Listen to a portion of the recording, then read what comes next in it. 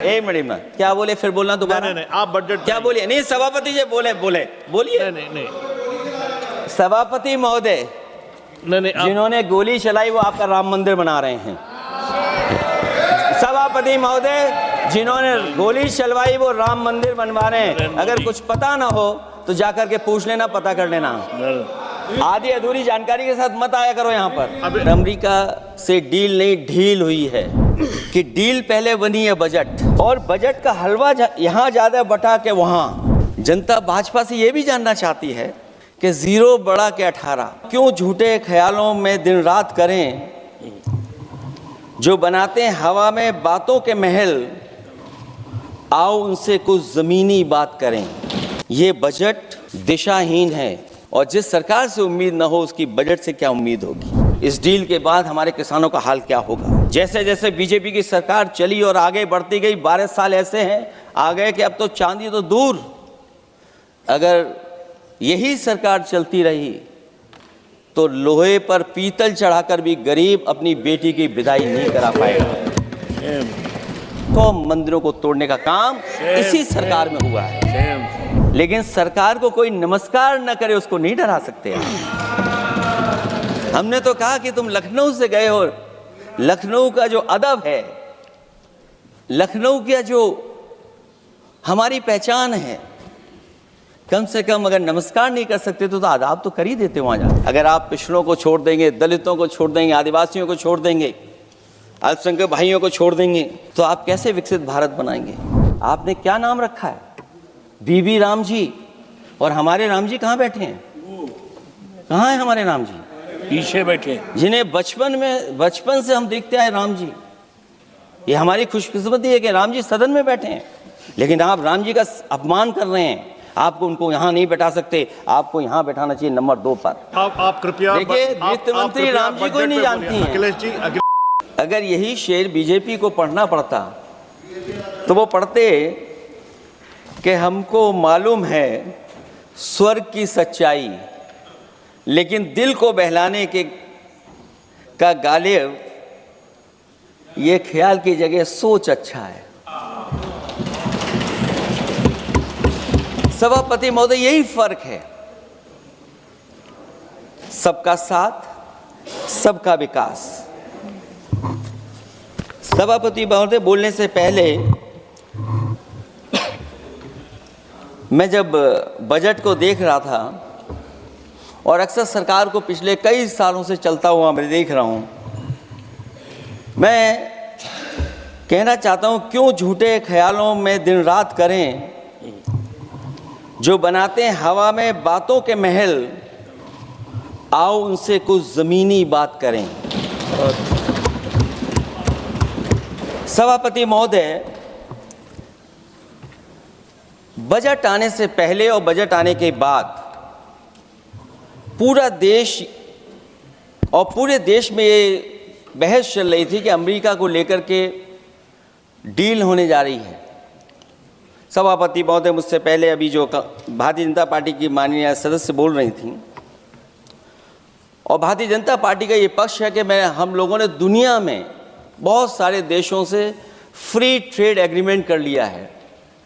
सभापति महोदय, मैं भारतीय जनता पार्टी की सरकार से जानना चाहूँगा, अभी कितने देश और बचे हैं जिससे आप फ्री ट्रेड एग्रीमेंट नहीं कर पाए हैं? कुछ ऐसे भी देश बचे होंगे शायद जिनसे आपकी इच्छा होगी कि हम फ्री ट्रेड एग्रीमेंट कर लें। और सभापति महोदय का फ्री ट्रेड एग्रीमेंट हो भी जाते हैं।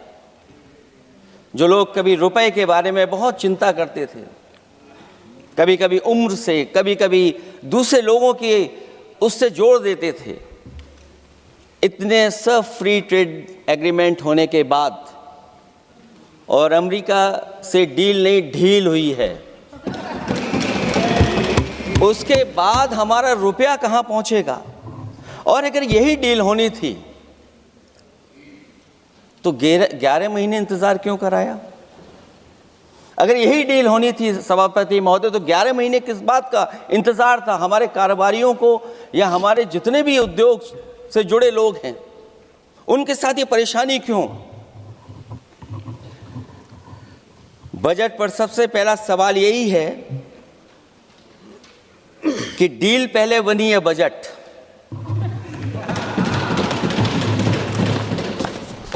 और बजट का हलवा यहां ज्यादा बटा के वहां। सभापति महोदय, स्वदेशी, आत्मनिर्भर, ये शब्द तो बहुत अच्छे लगते हैं,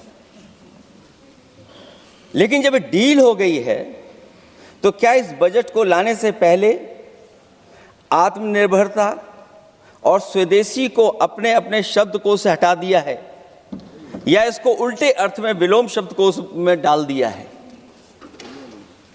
और ये डील नहीं है जो हम आप सब समझ पा रहे हैं, शायद सत्ता पक्ष के लोग ये नहीं समझ पा रहे होंगे, लेकिन पूरा देश समझ रहा है कि हमने अपना बाजार एक बार और खोल दिया है। $500 बिलियन का व्यापार एक तरफा, हमारे आत्मनिर्भरता कहां जाएगी? स्वदेशी नारा हमारा कहां जाएगा? हमारे देश की जनता भाजपा से कह रही है कि जहां तक हमें मालूम है डील एक तरफा नहीं होती है।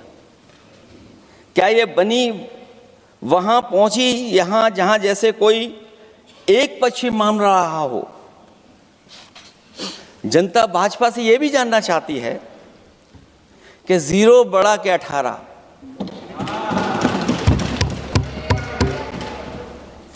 सभापति महोदय, भाजपा का समझौता गणित क्या यह है कि 18 0 के बराबर है? क्या 18 हमारा 0 के बराबर है?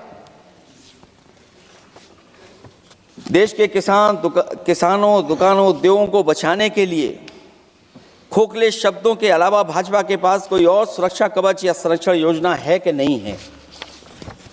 इसलिए मैं सभापति महोदय कहना चाहता हूं, ये बजट दिशाहीन है।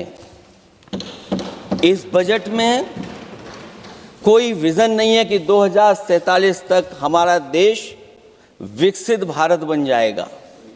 और हम जैसे लोगों को, समाजवादियों को तो सरकार से पहले ही उम्मीद नहीं थी, और जिस सरकार से उम्मीद ना हो उसकी बजट से क्या उम्मीद होगी? इस बजट में पीडीए के लिए कुछ भी नहीं है। कोई योजना दलित, पिछड़ा, महिला, गरीब, अल्पसंख्यक या नवयुवक के विकास के लिए नहीं लाई गई है। ऐसा लग रहा है कि सरकार ने इनके बारे में सोचना ही छोड़ दिया है। और अगर जीडीपी हमारी 7% है और नॉमिनल जीडीपी की ग्रोथ केवल 8% है, जो कि लगभग 12% होनी चाहिए थी, इसके कारण लोगों के हाथ में कम पैसा है। और कारण यह भी लगता है कि हमारा प्राइवेट इन्वेस्टमेंट नहीं आ पा रहा है। जो लोग ये कहते हैं कि हम प्रति व्यक्ति आय बढ़ा रहे हैं, जो आंकड़े हमारे पास हैं, जो जानकारी हमारे पास है, वो आंकड़ा यही कहता है कि $3000 के लगभग प्रति व्यक्ति आय हमारी है। और अगर हम दुनिया से जब इतना ही जुड़ गए हैं तो 2025 की जो रैंकिंग है, हमारा स्थान 144वां है, 144th है। तो जहां हम इतना 10, 11, 12 साल से हम इतने बजट ला रहे हैं, क्या हमारे पर कैपिटा इनकम लोगों की नहीं बढ़ पाई? और सदन में, इसी सदन में कई बार ये पूछा गया कि जो लोग राशन प्राप्त कर रहे हैं, गरीबी रेखा से नीचे हैं, कम से कम उनकी पर कैपिटा इनकम क्या, ये तो बताना ही चाहिए सरकार को। और पिछड़ेपन को दूर करने के लिए कोई विजन नहीं दिखता इस बजट में।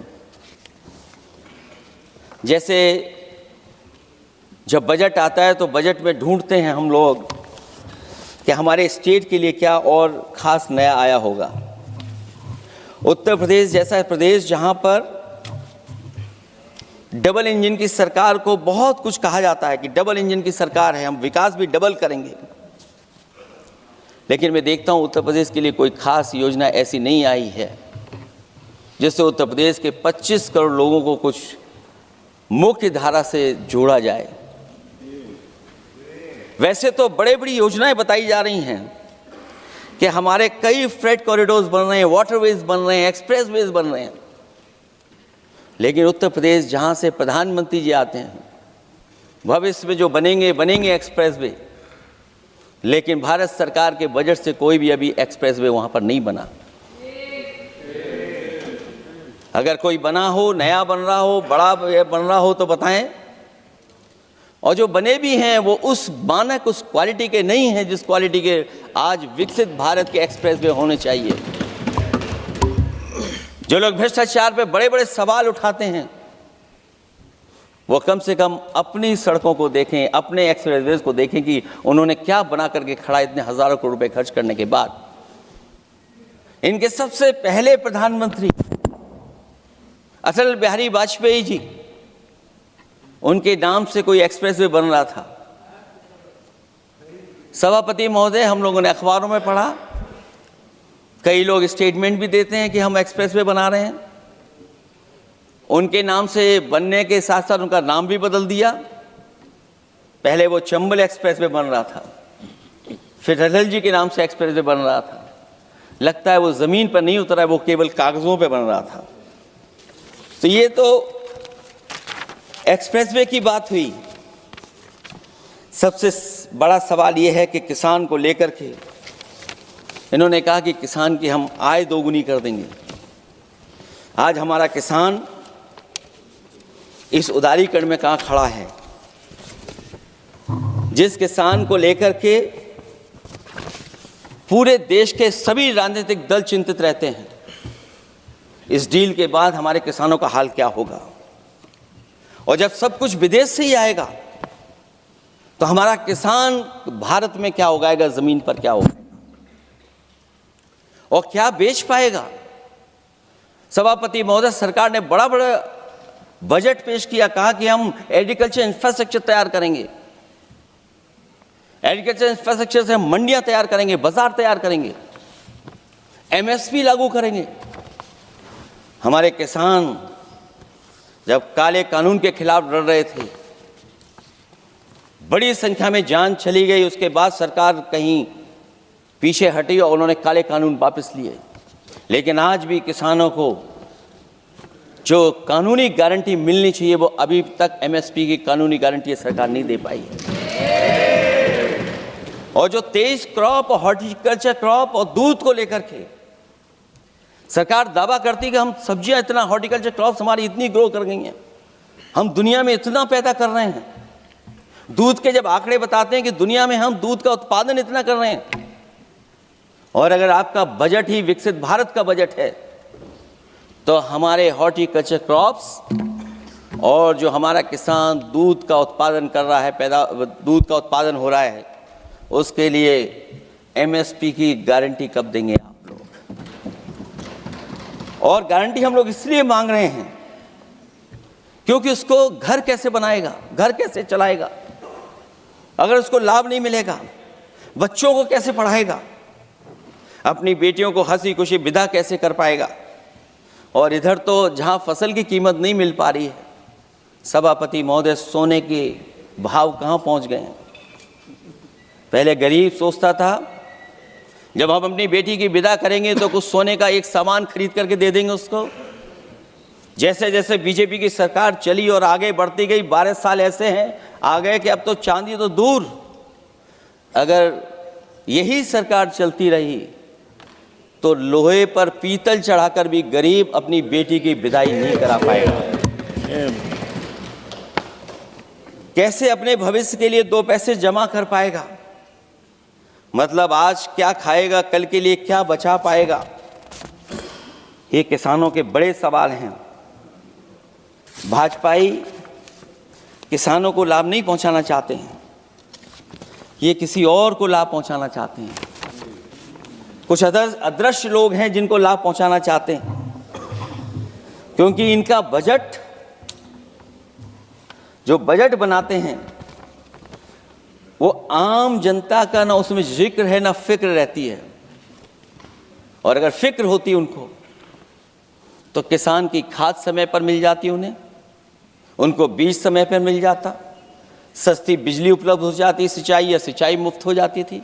और मुझे याद है सभापति महोदय, समाजवादी सरकार में हम लोगों ने किसानों की सिंचाई मुफ्त करने के भी फैसले लिए। कीटनाशक दवाइयां कितनी महंगी हैं, और सरकार ने किसानों को अपने हाल पे छोड़ दिया। मंडियों पे कहीं कोई खरीद नहीं है, और अगर खरीद हुई है तो सरकार बताए कि धान, आलू या गेहूं की खरीद में तो मिल जाती है उसको कीमत, लेकिन धान और आलू जैसी फसलों पर कोई सरकार कीमत नहीं दे पा रही है। महंगाई बेतहाशा बढ़ने पर भी इस बजट में जनता को टैक्स में न छूट देना टैक्स शोषण है। अमीरों के काम, कारोबार और घूमने फिरने पर 10 तरह की छूटें दी गई हैं, लेकिन बेकारी, बेरोजगारी से जूझ रहे लोगों की उम्मीदों की थाली खाली है। मध्यम वर्ग अपने आप को ठगा महसूस कर रहा है। शोषित, वंचित, गरीब व्यक्ति जहां था वैसे भी नीचे जाता दिख रहा है। इस बजट ने उसके चादर में पैबंद लगाने की जगह उसे और चिथड़ा कर दिया है, क्योंकि सामाजिक सुरक्षा केवल शब्दों की औपचारिकता रह गई है। किसान, मजदूर, श्रमिक, कारोबारी, छोटा दुकानदार अपने लिए मिली राहत को दूरबीन से देखकर ढूंढ रहा है, और इसीलिए भाजपा का हर बजट 1/20 का बजट मानते हैं, क्योंकि वो 5% लोगों के लिए ही होता है। अच्छे बजट की होती हैं 3 पहचान: गरीब की तरक्की, खुशहाली और मुस्कान। शायद इस बजट ने तीनों चीजों को छीनने का काम किया गरीबों से। दूसरा विषय, स्वास्थ्य को लेकर के बहुत हमारा गरीब समय समय पर परेशान रहता है। स्वास्थ्य को लेकर के जो ठोस कदम सरकार को उठाने चाहिए, वो सभापति महोदय सरकार नहीं उठाती दिख रही है, और जितना भी स्वास्थ्य सेवाएं हैं वो ठप होती चली जा रही हैं। मैं उत्तर प्रदेश की बता सकता हूं, मुझे याद है सभापति महोदय, पहला जो भारत सरकार और प्रदेश सरकार को मिलकर के पहला हॉस्पिटल, मेडिकल कॉलेज शाहजहांपुर का बना था, जिस समय भारतीय जनता पार्टी के उस समय के स्वास्थ्य मंत्री और मैंने मिलकर के उसका उद्घाटन किया था। उसके बाद जो प्रचार में तो ये बहुत आगे हैं, प्रचार में तो ये कहते हैं कि हर डिस्ट्रिक्ट में हर हॉस्पिटल, हर डिस्ट्रिक्ट में एक हॉस्पिटल या मेडिकल कॉलेज, लेकिन सच्चाई तो ये है कि इन हॉस्पिटलों में इलाज नहीं है, दवाई नहीं है, ऑपरेशन के लिए कहाँ जाना पड़ता है, भटकना पड़ता है। और जिस तरीके से अभी जिन लोगों ने इंश्योरेंस या LIC में किस्त दी होगी, वो जानते होंगे कि महंगाई कम नहीं हुई है, महंगाई बढ़ी है, किस्तें बढ़ गई हैं। उदाहरण के लिए दिल्ली के एम्स के लिए 5,600 करोड़ रुपए, और आयुष्मान भारत के लिए पूरे देश के लिए सरकार ने जो बजट रखा है वो 4,700 करोड़ रुपए है।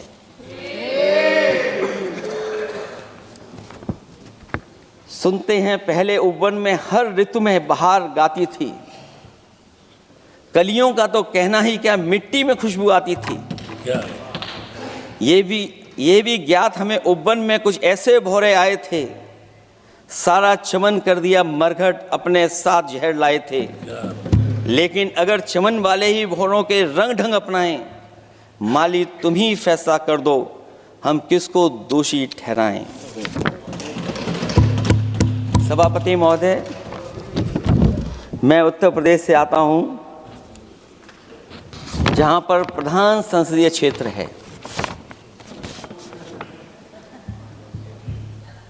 राजमाता पूजनीय अहिल्याबाई होलकर जी, उनकी मूर्ति थी, उसको बुलडोजर से तोड़वा दिया। सभापति महोदय, कोई कल्पना कर सकता है एक मणिकर्णिका घाट जो हमारी पौराणिक पहचान रही, सदियों से हमारी विरासत की पहचान रही, सनातनी काशी की विरासत रही, वहां पे इनकी सरकार ने प्रधान संसदीय क्षेत्र में बुलडोजर चला करके हमारी पूजनीय अहिल्याबाई होलकर की मूर्ति को इन्होंने तोड़ने का काम किया। Same same same. और सभापति महोदय, केवल एक मूर्ति नहीं, वहां पर अगर हम गिनती करेंगे, 1 नहीं, 2 नहीं, 3 नहीं, 4 नहीं, 5 नहीं, 6 नहीं, 7 नहीं, लगभग 100 मंदिरों को तोड़ने का काम इसी सरकार में हुआ है। सेम। केवल मंदिर ही नहीं तोड़े गए सभापति महोदय, एक antique bell donated by Nepal नरेश, जो घंटा बजता था सभापति महोदय, जो घंटा बजता था, नेपाल नरेश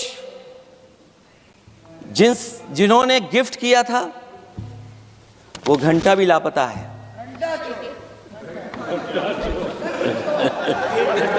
केवल घंटा ही लापता नहीं है,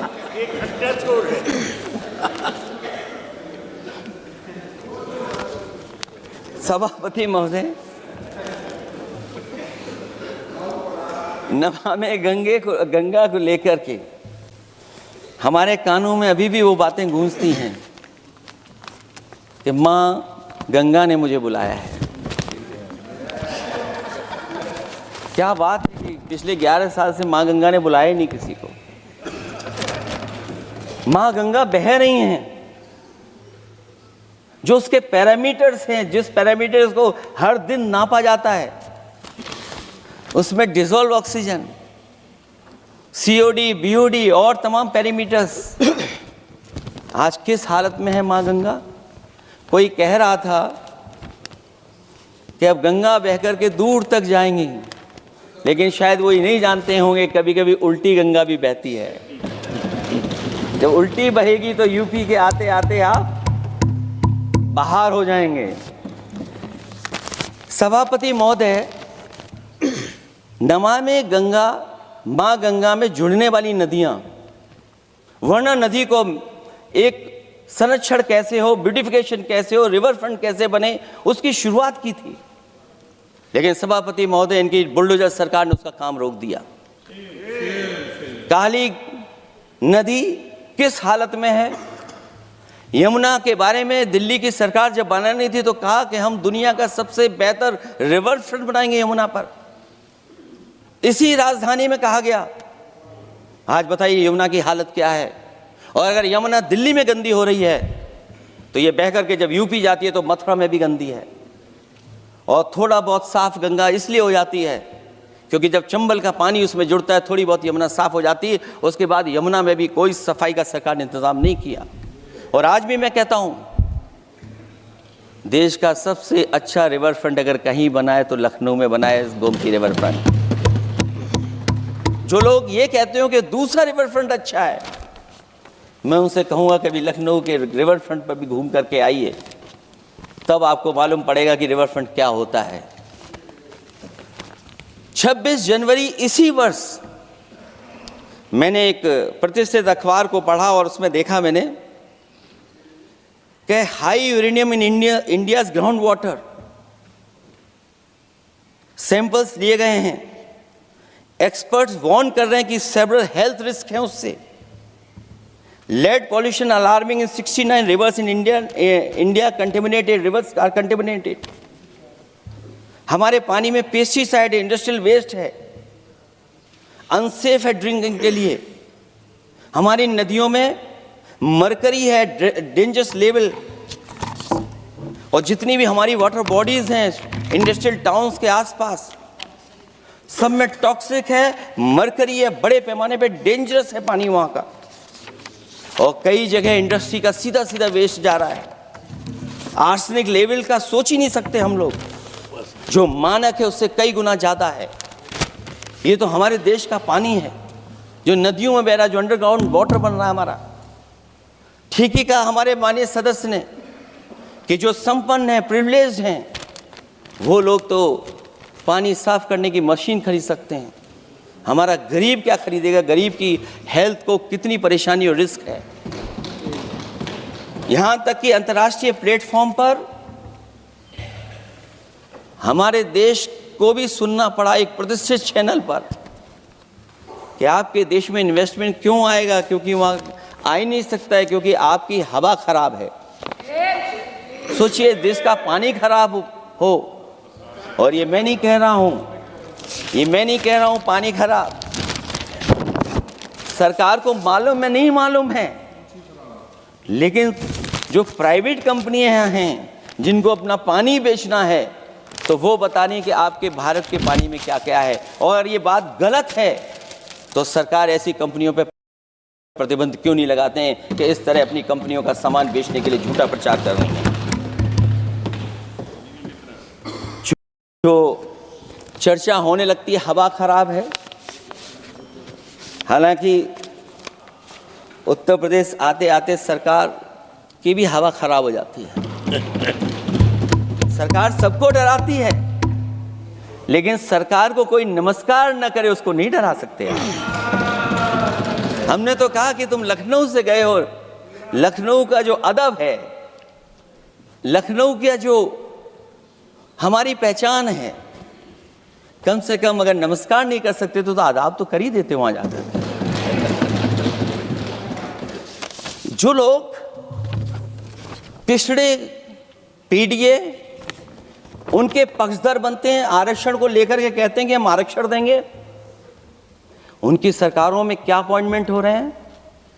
मुझे याद है इससे पहले जब बहस हुई थी सदन में, वहां से बात निकली थी कि किस तरीके से अपॉइंटमेंट हो रहे हैं यूनिवर्सिटीज और कॉलेजेस में। मैं उसी पे कुछ कहना चाहता हूं। ये अपनी अपनी किस्मत है, कुछ कलियां खिलती हैं ऊपर और दूसरी मुरझा जाती हैं झुके झुके जीवन भर भूं पर। माना बदकिस्मत है, लेकिन क्या वे महक नहीं सकती हैं? अगर मिले अवसर अंगारे सी क्या दहक नहीं सकती हैं? जिस तरीके से आरक्षण पर खिलवाड़ हो रही है उसकी कोई कल्पना नहीं कर सकता था।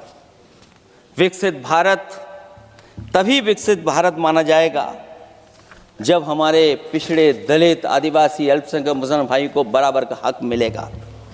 और जब तक हक नहीं मिल रहा उनको, तब तक शायद विकसित भारत का देखने का सपना आधा अधूरा है। अभी अभी सुप्रीम कोर्ट ने कहा है माइग्रेशन को लेकर के, सुप्रीम कोर्ट ने 16 जनवरी को एक फैसला पलट दिया।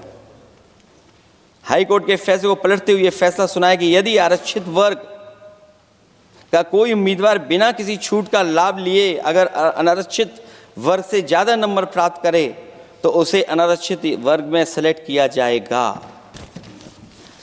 क्या सुप्रीम कोर्ट भी कह रहा है?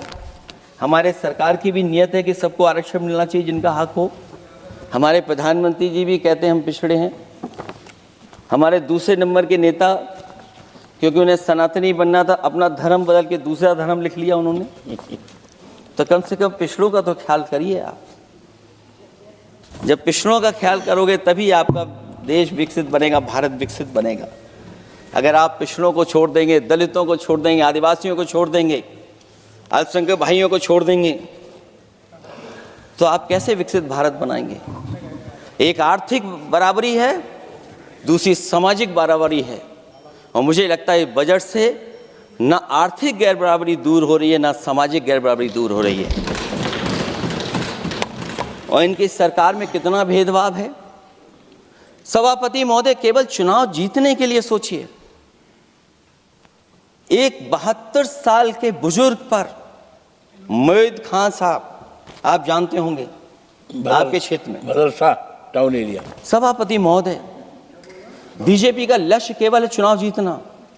इन आंकड़ों से क्या मतलब? और आंकड़ों के अगर ये ठीक आंकड़े होते सभापति महोदय, तो इन्होंने कहा था कि बुलेट ट्रेन हम 1 लाख करोड़ की बनाएंगे। आज बुलेट ट्रेन 2 लाख करोड़ की कैसे हो गई? सभापति महोदय कहा कि हम 1 लाख करोड़ में बनाएंगे बुलेट ट्रेन। और बुलेट ट्रेन केवल संपन्न स्टेटों में क्यों? हमारे बंगाल, बिहार और यूपी में क्यों नहीं? और अगर आप हाई स्पीड बुलेट ट्रेन लाना चाहते हैं तो 1 लाख करोड़ का बजट दिया था, 2 लाख करोड़ बजट हो गया। यूपी में जब बनेगा तो पता नहीं कब बनेगा, कौन जानता है कब बनेगा। चुनाव जीतने के लिए इनकी सरकार के लोगों ने झूठा फंसाया, ये सब जुमला है, जुमला। झूठा फंसाया। और इसलिए फंसाया कि वो मुस्लिम है, इसलिए फंसाया। 72 वर्ष के बुजुर्ग को 19 महीने जेल में रखा गया। समाजवादी पार्टी को बदनाम किया गया, और केवल इसलिए कि चुनाव जीत जाए आप, अयोध्या का चुनाव जीत जाए, क्योंकि अयोध्या का चुनाव हारे थे आप लोग। मैं अयोध्या की महान जनता का धन्यवाद देता हूं कि उन्होंने कम्युनल पॉलिटिक्स का समापन किया है।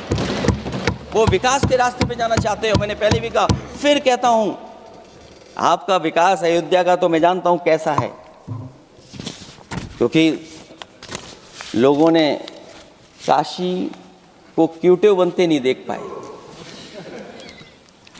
अगर हम सब सदस्य हैं और हमारे प्रधान सांसद के संसदीय क्षेत्र को अगर हम क्यूटिव न बना पाए, आप विरासत मिटा रहे हैं। वहां पर कई सौ पुरानी दाल मंडी, जिसमें केवल वोट नहीं मिलता, इसलिए दाल मंडी को आप डिमोलिश कर देंगे आप। अल्पसंख्यक बनारस, और इसको अयोध्या को जीतने के लिए 72 वर्ष के एक व्यक्ति को झूठा केस लगाया, झूठा फंसाया, जेल भेज दिया। और न केवल उसको जेल भेजा, बल्कि उसकी दुकानें और उसकी बेकरी पर भी बुलडोजर चला दिया आपने। क्या डेमोक्रेसी में हमारे बुलडोजर का कोई स्थान है क्या? हाई कोर्ट कहता है कि आप फैसला सुना सकते हैं क्या? कोर्ट कहता है कि आप कौन हो गए फैसला सुनाने वाले लोग? और फिर आप लोग कहते हैं कि हर घर जल और नल। सभापति महोदय, इन्हीं के विधायक ने मंत्री जी को घेर लिया, इन्हीं के विधायक ने मंत्री जी का अपहरण कर लिया, और ये कहते हैं कि हम तो, हमारे कोई अराजकता नहीं है। ये कहते हैं इन्वेस्टमेंट लाएंगे, हम एमओयू साइन करेंगे। सभापति महोदय, देश के प्रधानमंत्री, देश के सबसे बड़े उद्योगपति उत्तर प्रदेश पहुंचे थे, एमओयू साइन किए गए, लाखों करोड़ के एमओयू साइन हुए। और एमओयू साइन होने के बाद जमीन पर कितना उतरा ये बताए सरकार। एमओयू के बाद सरकार बताए कितना जमीन पर उतरा है। इन्होंने जब कश्मीर का 370 हटा रहे थे सभापति महोदय, हाँ ना, बजट ही है ये एमओयू में, क्योंकि इंसेंटिव अगर नहीं देंगे तो कौन आपका इन्वेस्टमेंट लाएगा? ये राज्य का विषय नहीं है सभापति, राज्य से प्रधानमंत्री आते हैं। और आपने ये कहा कि प्रधानमंत्री के क्षेत्र में, हमने देश में कहा कि हमने 1000 किलोमीटर मेट्रो बिछाई है। आपने देश के प्रधानमंत्री के क्षेत्र में क्यों नहीं मेट्रो बिछाई? क्यों नहीं बिछाई आपने? आपने देश के प्रधानमंत्री के क्षेत्र को एक्सप्रेस से क्यों नहीं जोड़ा आपने? क्योंकि आपके पास बजट नहीं है। अटल बिहारी वाजपेयी जी के आपने नाम से एक्सप्रेस क्यों नहीं बनाया? बताइए आप, ये बजट नहीं है आपके पास।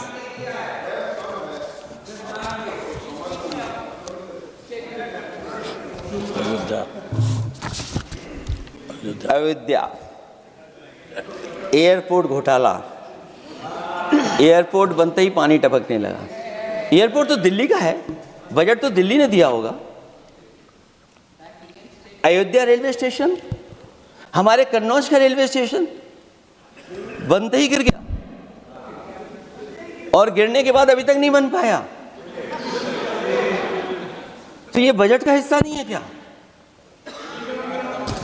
आप वाटरवेज बात कर रहे हैं, गंगा साफ नहीं है, आप पानी का जहाज कहां ले जाएंगे? बिहार में जाकर के रुक जाएगा। पिछली बार भी एक पानी का जहाज चला था, बनारस से जाते ही बिहार में रुक गया, जाकर के पटना भी नहीं पहुंच पाया। Rampath, sewer line smart city का हिस्सा है।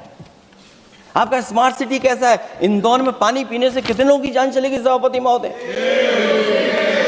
और कोई शहर बता दीजिए जहां कूड़ों का ढेर ना हो। जब देश के प्रधानमंत्री जी ने झाड़ू उठाया हो और उसके बाद भी कहीं कूड़ा ना हटे सभापति महोदय। भजन संध्या स्थल घोटाला हुआ, अंतर्राष्ट्रीय मीडिया सेंटर बनाया, उसमें भी पानी गिर रहा है। लाइट सजावट की चाइनीज आई हैं। हमारे देश का कारोबार कैसे उलझा दिया आपने? चीन और अमेरिका और थोड़ा बहुत रशिया, विदेश नीति तो असफल हुई है, लेकिन हमारा बाजार को भी पूरा बेच दिया। और चीन के सवाल पर सभापति महोदय, चीन हमारी जमीन पर भी निगाहें रखे हुए है और हमारे बाजार पे भी। इसलिए जो सरकार फैसला ले बड़ी सावधानी से ले। मैं कितनी बातें बताऊं वहां पर। सेना जमीन ले लिया, जमीनें जाने कहां चली गई हैं। इसलिए सभापति महोदय, ये बजट दिशाहीन है। ये 2047 में हमारा विकसित भारत तो नहीं बनेगा। और जिस तरीके से बेरोजगारी बढ़ी है, बेरोजगारी को लेकर के जो चिंता रही, हमेशा रहती थी, और जो सरकार ने बड़े बड़े फैसले भी लिए थे, जानकारी दी थी कि हम बेरोजगारी ऐसे दूर कर लेंगे। मेक इन इंडिया का जो सपना दिखाया था, आखिरकार मेक इन इंडिया का सपना कहाँ पूरा हो पा रहा है। मेक इन इंडिया का जो शेर था वो जंग खा रहा है सभापति महोदय। जो योजना लेकर के आए थे एम्प्लॉयमेंट लिंक्ड इंसेंटिव्स, सरकार बताए कि हमें कितना उसमें लाभ पहुंचा है। 2024-2025 के बजट में इन योजनाओं के लिए 33,000 करोड़ रुपए आवंटित किए गए थे, लेकिन खर्च कितना हुआ? 1,700 करोड़ रुपया केवल। एक आपने पिछली बार सपना दिखाया था कि इंटर्नशिप की योजना, इंटर्नशिप वाली योजना जो घोषित की, जिसके लिए 10,000 करोड़ रुपए आवंटित किए थे आपने, लेकिन उसमें खर्च कितना हुआ है? 500 करोड़ रुपया। और जो लक्ष्य रखा था आपने रखा था 5 साल में 1 करोड़ लोगों को, लेकिन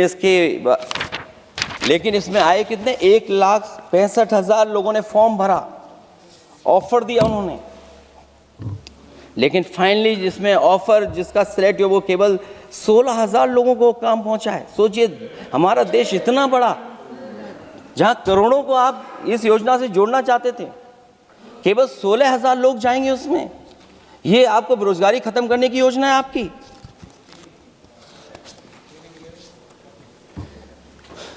माननीय वित्त मंत्री जी के सदन के सामने स्थिति स्पष्ट करनी चाहिए कि मनरेगा एक महत्वपूर्ण योजना थी जिसमें गरीबों को ग्राम स्तर पर रोजगार मिलता था, राइट टू वर्क के अनुसार थी। इस योजना को समाप्त करते हुए आपने क्या नाम रखा है? बीबी राम जी। और हमारे राम जी कहाँ बैठे हैं? कहाँ है हमारे राम जी? पीछे बैठे, जिन्हें बचपन से हम देखते आए राम जी। ये हमारी खुशकिस्मती है कि राम जी सदन में बैठे हैं, लेकिन आप राम जी का अपमान कर रहे हैं। आपको उनको यहाँ नहीं बैठा सकते, आपको यहाँ बैठाना चाहिए नंबर 2 पर। अगर आप सच्चे मायने में सभापति महोदय बीपी राम जी, आप कृपया देखिए, वित्त मंत्री राम जी को ही नहीं जानती हैं। अखिलेश जी हे भगवान, हम क्या करें अब? अखिलेश जी, आप कृपया बजट पे आ जाइए। आप कृपया बजट पे आ जाइए अखिलेश जी। सभापति महोदय, बजट पे आइए, बजट पे आइए। एक मिनट क्या बोले? फिर बोलना दोबारा। नहीं, आप बजट क्या बोलिए? नहीं, सभापति जी बोलिए। नहीं सभापति महोदय, नहीं, जिन्होंने गोली चलाई वो आपका राम मंदिर बना रहे हैं। सभापति महोदय, जिन्होंने गोली चलवाई वो राम मंदिर बनवा रहे हैं। अगर कुछ पता ना हो तो जाकर के पूछ लेना, पता कर लेना।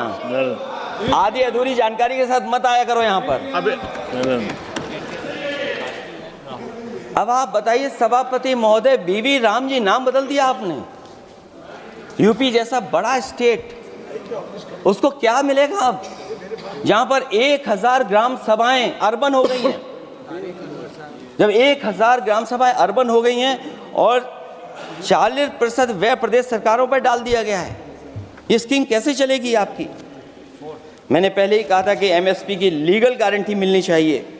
और जिस तरीके से किसान आत्महत्या कर रहा है, एनसीआरबी के आंकड़े सरकार के पास होंगे कि किसान कितनी आत्महत्या कर रहा है। जिन्होंने ये कहा कि 2022 तक हम दोगुनी आय कर देंगे। हाँ बताइए, आलू की पैदावार की क्या आय दोगुनी हो गई? धान की पैदावार करने वाले की आय दोगुनी हो गई। आपको गाय से बहुत प्रेम है।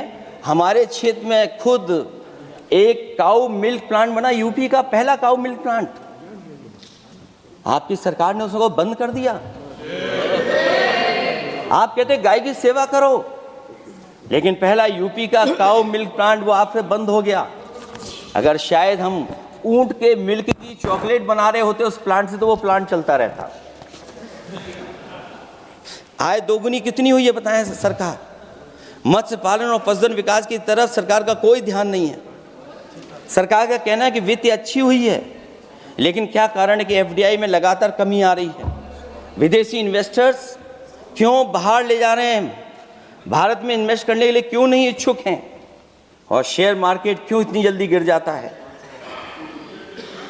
रुपए के मूल्य में डॉलर के विरुद्ध निरंतर गिरावट आ रही है, और इसके बाद सभापति महोदय, इस डील और ढील के बाद हमारा रुपया कहाँ होगा, ये सरकार जरूर बताए हमें।